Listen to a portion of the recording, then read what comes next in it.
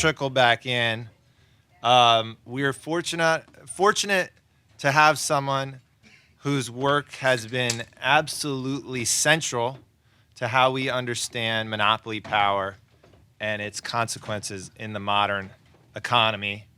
Um, and before I get into Barry's just the quick background here, I'm going to tell another quick story, which is an origin story of the Capital Forum. And when 13 years ago, well, it was longer than that, but when I was working at an investment firm, one of my colleagues said, you need to go read this book and go to this book event. The book was called Cornered, The New Monopoly Capitalism and the Economics of Destruction. And the author was Barry Lynn. And, when did that publish? When did January 2010. So 2010, so 15 years ago. And so I read the book, and I was at an inflection point in my career trying to figure out how to understand all the things that were going on in the economy and what I wanted to do with my life. And we had just been through the financial collapse, and I had seen a lot of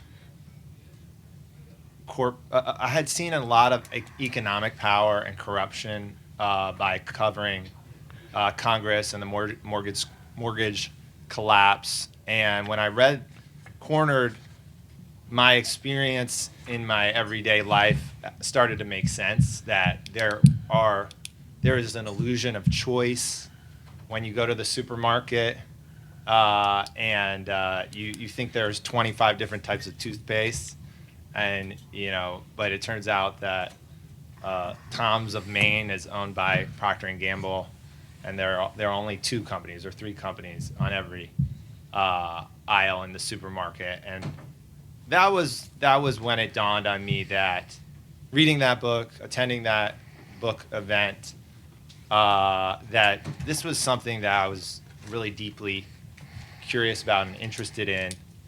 And I remember emailing or approaching Barry out of the blue and saying, I would like to do more of this, learn about this. And he looked at me, and I was at an investment firm. He's very confused. But we got coffee, and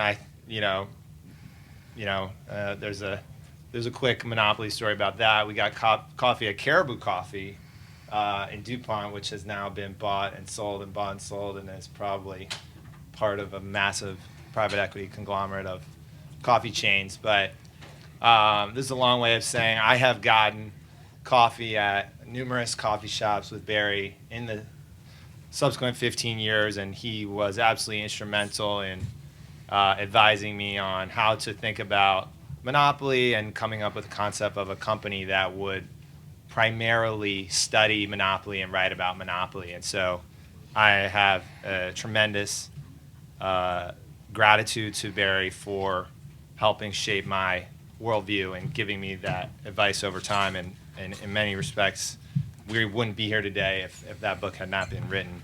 And but more specifically, Barry is the executive editor of the Open Markets Institute, and for more than 2 decades has been one of the most influential voices in rethinking antitrust and competition policy. He's written 3 books, countless articles. He's testified before Congress, and he's shaped debates here in Washington and around the world, from the White House to Congress to the European Commission. He warned about the fragility of our global supply chains long before those vulnerabilities became headline news. And he has consistently connected the dots between monopoly power, threats to democracy, and risks to our security and prosperity. And his work has been profiled everywhere from the New York Times and The Economist, and continues to influence policymakers across the globe. And please join me in welcoming Barry Lynn.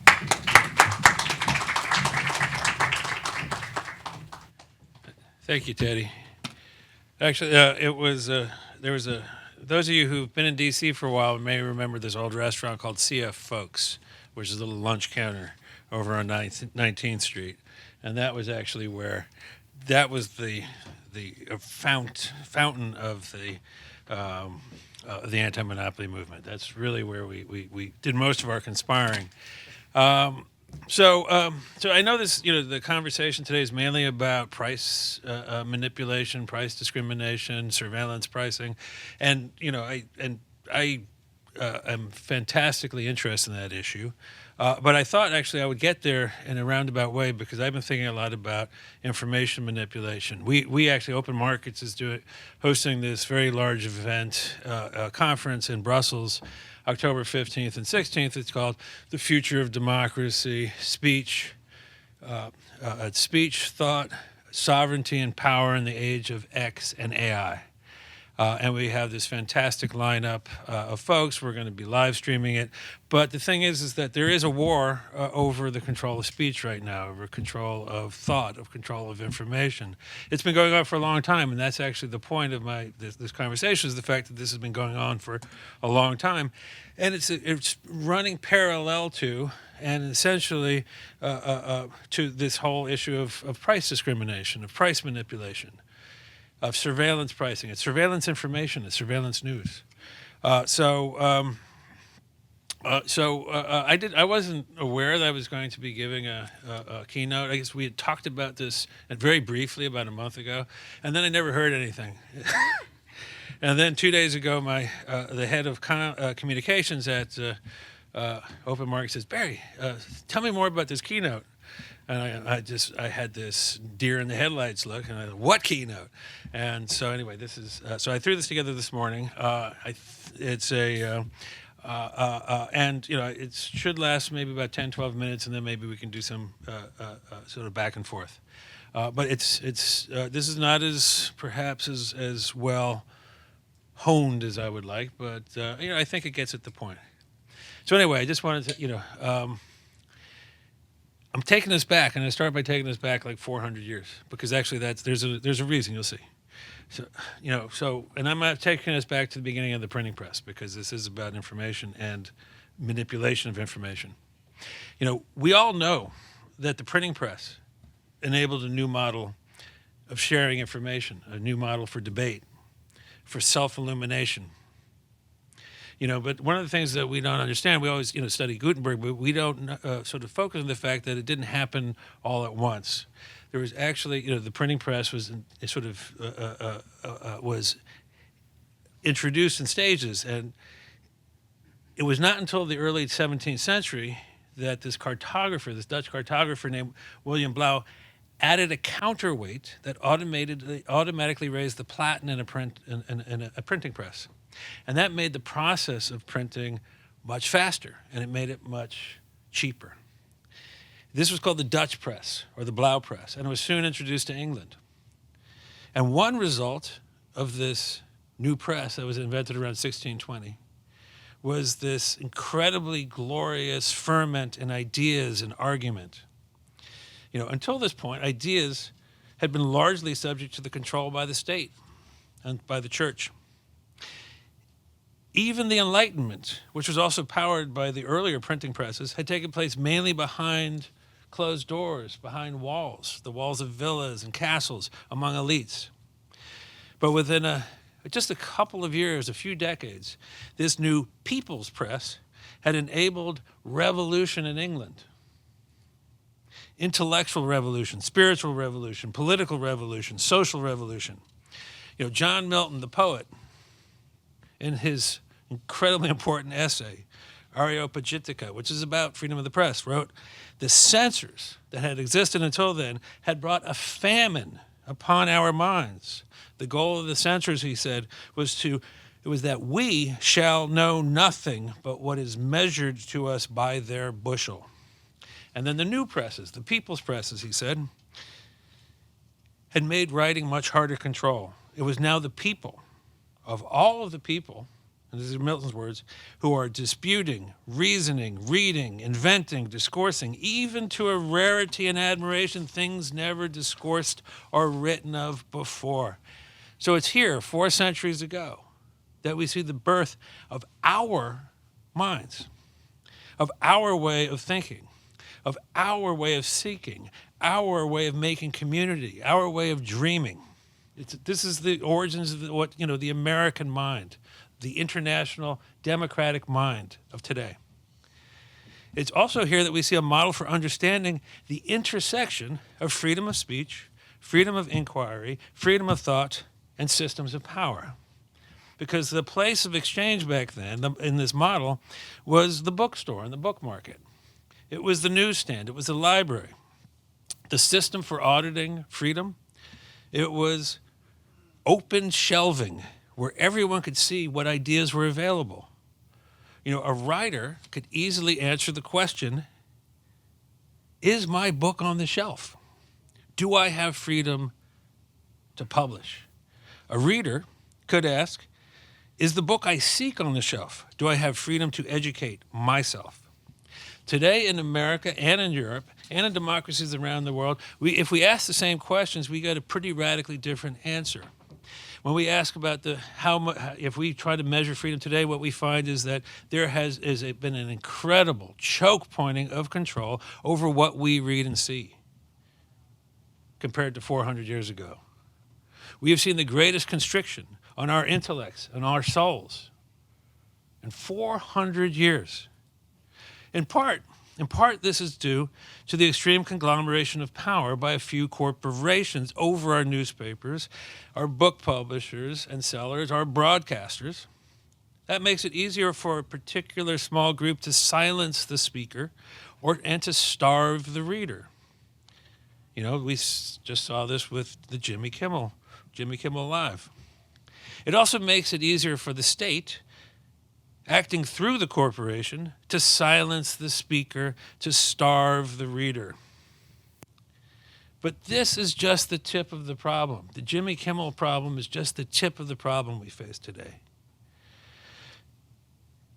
Far more terrifying is the concentration of control over what we read and see and buy and do and with whom we communicate and how by Google, Facebook, Amazon, X, Microsoft, who control our social media, our news, how we move through space, how we engage in commerce, how we communicate via email and text and chat, and also control every single level in the tech stack, from the data center and cable right up to our screens, each of which they have transformed into the means for choking off free speech and thought. More terrifying yet, the prospect that these same powers, Google, Facebook, X, with their systems of manipulation, will be amped up by AI. Well, that's actually happening already.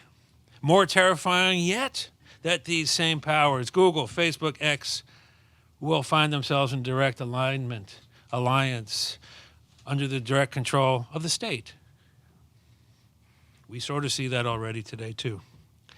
Today, our system of democracy, our way of thinking, it's still above the waves. We have it, as we stand on the deck of our little fragile democracy, we can still see the faces of our friends, and we can still see the familiar stars and the headlines that have guided us through the seas for so long.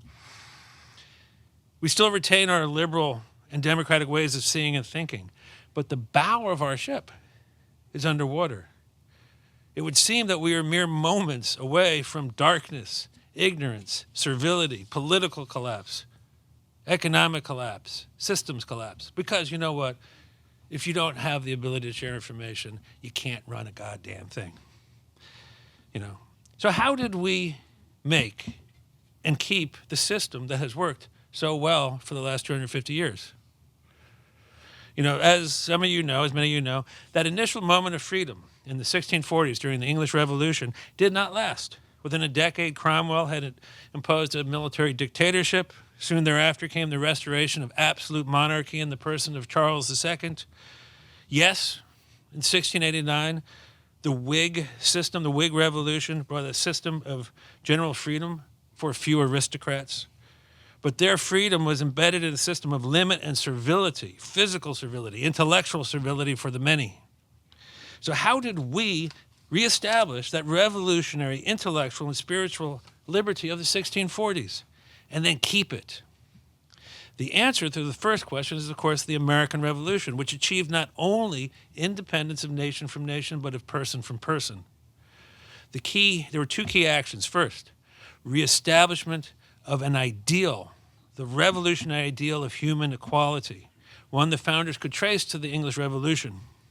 Second was to establish a mature system designed to ensure a true rule of law, of blind justice for all, to achieve that ideal in the form of a constitutional system constructed by founders steeped in the study of the failures of the English and Whig revolutions.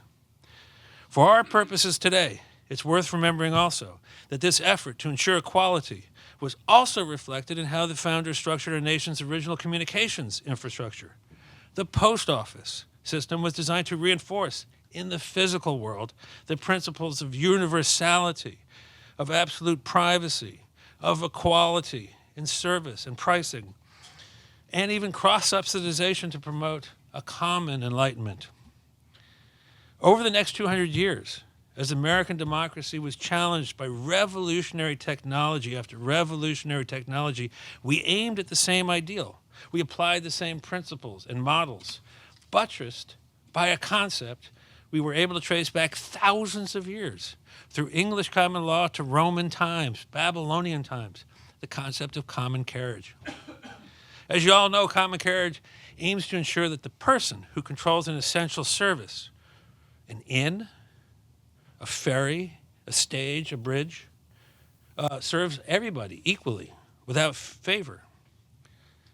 The telegraph, the railroad, the telephone, the radio, television, the internet, each of these technologies offered the people who controlled those platforms the potential to concentrate extreme power over us. And yet, each time the American people adapted and applied the original principles and models of the Declaration, of the Constitution, to make these technologies safe for democracy and human liberty. All of us in this room remember that Congress passed the Sherman Act in 1890.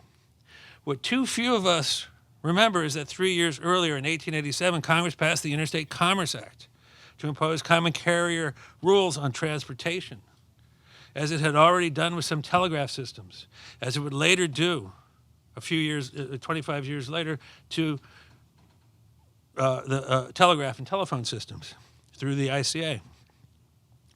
Sherman, in other words, the Sherman Act stood atop the Interstate Commerce Act. It stood atop a vision of equality baked into common carrier style law. Sherman was, in fact, but an addendum to the Interstate Commerce Act. It was designed to enable the government to undo the corporate concentrations that had been made through the exploitation of the discriminatory license that had been theretofore granted to the railways, to corporations like Standard Oil and Carnegie Steel that had sort of concentrated and kept power using those systems. The true foundation of anti-monopoly, the true foundation of American democracy it's not antitrust law, it's non-discrimination law. It's equal justice before the law of the monopoly. Or put another way, it's fair rule of law. It's justice for all in the political economy. So how did we get into today's crisis, and how do we get out? 8 years ago, I thought we were on track to fix America's information crisis by imposing these traditional ancient rules on Google, Facebook, Amazon, etc.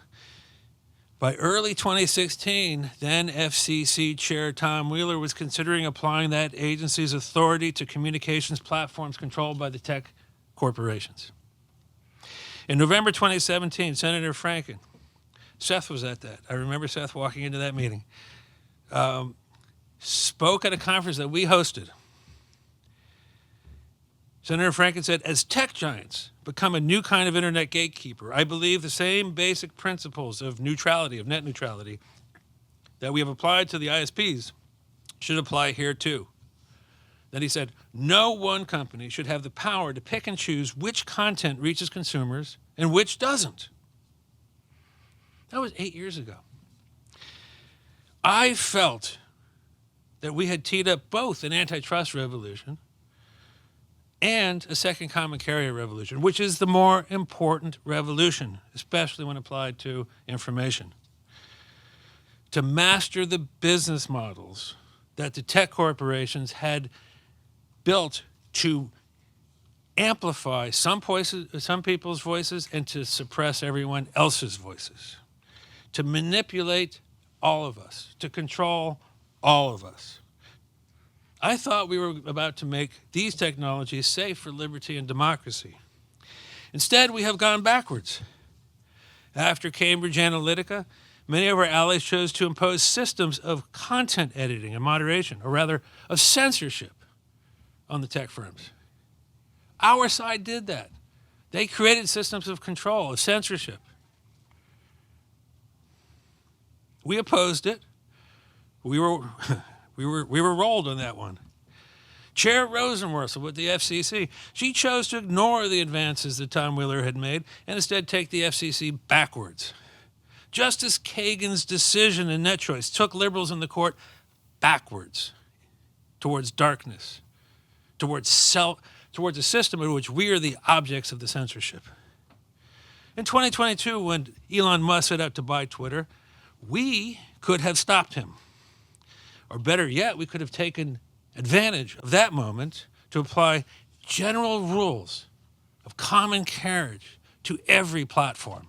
And then it wouldn't matter whether he controlled Twitter or not. We failed. In 2024, when Congress and President Biden called for the sale or shutdown of TikTok, we called up the White House. I'm not going to say who I spoke to, but I said, don't cut that platform loose. You don't have a plan who's going to catch it. You don't know who's going to own it. We're better off knowing it's the Chinese that own the TikTok than not knowing who's going to catch it. But we do have an opportunity here to take advantage of this crisis, to set a system of rules to regulate all communications on these kind of platforms in the 21st century. We failed. We failed to do that. The Republicans, meanwhile, going back to 2017, 2018, they said, oh my God, these systems are designed to control us. They're designed to censor us. They give to the government the power to vanish us. And they started to try and use all common carrier rules to establish new systems. They did it in Florida, they did it in Texas, they did it in Ohio. They tried to do it generally. They also set out to build and control their own communication systems so that they wouldn't have to rely on places like Facebook, which they had not yet figured out how to control. We should not be in this crisis today, but we will prevail. We will prevail because at last, thanks to Jimmy Kimmel, thanks to the good folks at Disney, thanks to our dear friend, Chairman Carr at the FCC, liberals are finally awakening. It's like it took Chairman Carr to wake us from our neoliberal, libertarian, idiot dream, our lobotomized dream that we have been walking around in, while the other side has been awake and figuring out how to use these tools to manipulate us, to make themselves safe from manipulation, to manipulate us. Why was it that the person who actually helped break this fever was Senator Cruz?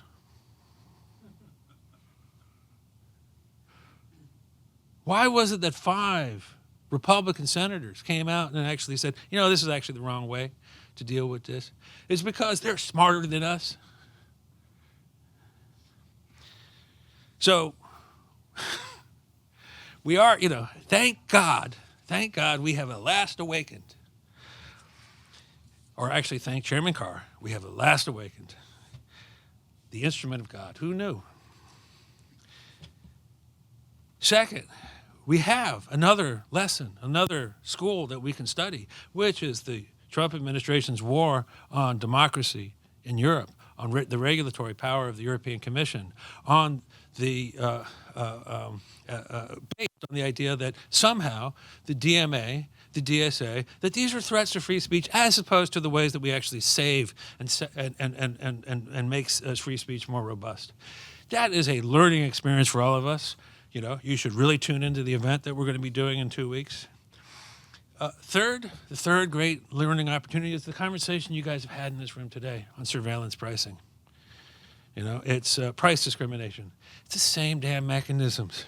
It's like anytime they're like manipulating your pricing, in the exact same way they're manipulating your information.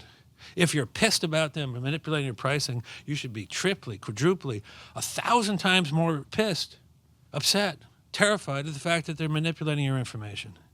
So, you know, carry these lessons over into the greatest, most important fight that we've had in 400 years, which is to make our minds and our souls free again. Thank you. So. Oh, sure. Time for Okay. 2 questions. Yeah.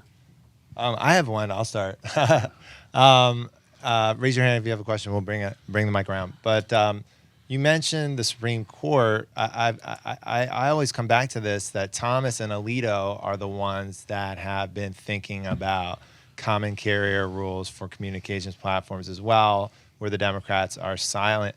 What is the explanation? I mean, obviously, you know, intellectual, issues aside, is there a philosophical, or is there a reason behind why Democrats have not thought about or in disagreement with Thomas and Alito on something where you would think that they would agree with them on more rules? For Yeah, I mean, I think it's. I would say partly is that we're actually more subject to the sort of libertarian dreams of, and that means all of us who have woken up from consumer welfare, all of us who've woken up from Bork, like so many of us walk through the world and we still have this essentially market-driven vision of how things should be. I mean, it's like you look at how our people have thought about what information markets, news markets, and the idea that the founders created all of these structures, engaged in all of these activities, imposed all of these laws and rules to ensure the distribution of power over our information, the multiplicity of newspapers, the multiplicity of broadcast stations. It's like, and we have just sat around since the 1996 Communications Act and allowed Google, Facebook, and Amazon to do whatever the hell they want. It's like, now some of that's corruption. Too many people just take money from these folks and say, and just turn their eye.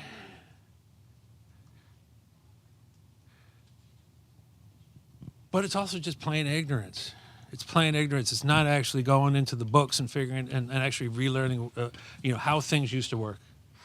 But then when it comes to why is it that Justice Thomas of all people, has woken up? Well, I mean, technically, partly, as far as we have tracked, there was a key moment in which someone working for Senator Hawley took a clerkship in his office, and so there was a transmission of thought that went from Senator Hawley to Justice Thomas. But that was also at a time in which a number of Republicans were saying, oh my God, what have we built with Facebook, Google, and Amazon here? What kind of control do they have over us? And look at how those corporations are currying favor with liberals by saying we're going to silence Alex Jones, we're going to silence Glenn Beck. It's like, I hate Alex Jones. He's an evil man. Glenn Beck is an idiot and evil, but you know what? It's like, I don't want Zuckerberg and I don't want Pichai silencing these people. Because you know what? If they silence these people, they're going to silence us. And here we are 6-7 years later, and that's exactly what the hell has happened. So the other thing is that those people did a much better job of looking around themselves, understanding what was the power that was being concentrated and responding to it. But again, thank the Lord for using as his instrument Chair Carr to help awaken all of the liberals. So we are now awake, and we will do the right thing. So. Oh, we got one last question. One last question. Yep. I just want to ask a bit of a trendy question here because it does feel like we're in the midst of a civil war for the soul of the Democratic Party, the center of to the left of the country in general, between sort of a more populist antitrust revolution movement and what could be called the abundance movement. And I'm just curious to get your thoughts. I mean, as someone who there was just a rather scathing piece written about you a couple of days ago, and the argument from that sector, whether you see these two competing movements as something we could yes and could be in concert with each other, or do you see what you're arguing for as fundamentally a diverging path from what Ezra Klein and Derek Thompson are arguing for? Yeah, so I mean, if you check out the work of open markets, so more than a year ago, we looked carefully at what was emerging with the abundance plan that was coming out of Niskanen and other places. And we said, that's the same old sad pabulum that they've been coming up with for a while. You know, it's like they take something big and they boil it down to something really small and innocuous that leads you back into neoliberalism. I said, okay, well that's who cares? I mean, Steve Tellis, he hadn't won for he hasn't actually had a victory forever. So. But then we saw that Ezra and Derek were writing this book, and we said, "Oh, okay, now we see the game." Ezra and Derek, they're going to actually lead the Steve Tellis neo-neoliberalism revolution. So we said, okay, that's important. So we actually set up a whole bunch of stuff. This is going back to July and August of 24 to put into place critical analysis about what they were coming forth with. And, this was designed to take over the Democratic Party because it was this intellectual idea plus $300 million plus dollars, at least $300 million. So we did a pretty good job on that, and I think there's been most of the polling on abundance shows, both on the Hill, no one really believes it, and in the public, no one really even thinks about it. But it's just this thing in the background, and the word abundance, who cares? It's a nice word. We like it. So there actually isn't really a war for the future of the Democratic Party. Well, there is a war. There is a war, but it's not an intellectual war. Abundance is not an intellectual movement. There's nothing there. Go look. Look around. There's nothing in it other than warmed over neoliberalism. But dumbed down. I mean, this isn't even like neoliberalism 1.0. This is really dumb. It's neoliberalism and shitified. So so if you got neoliberalism and shit, so that's so intellectually that's all they got.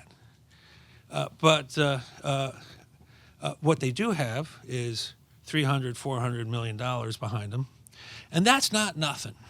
So they're going to keep using that money to keep pushing this useless piece of intellectual apparatus around, hoping that the money itself will capture enough people, will capture the right people, will capture control.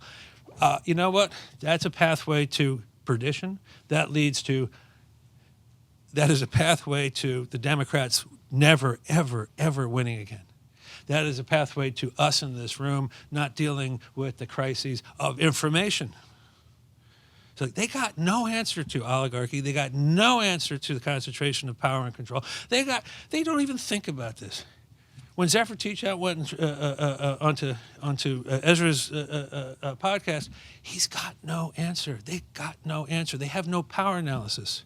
They are naive neoliberals, and they're just missing that part of the brain, that lobe, that frontal lobe that allows you to see power. So if you want to march behind someone who's been lobotomized, march behind someone who's lobotomized. But,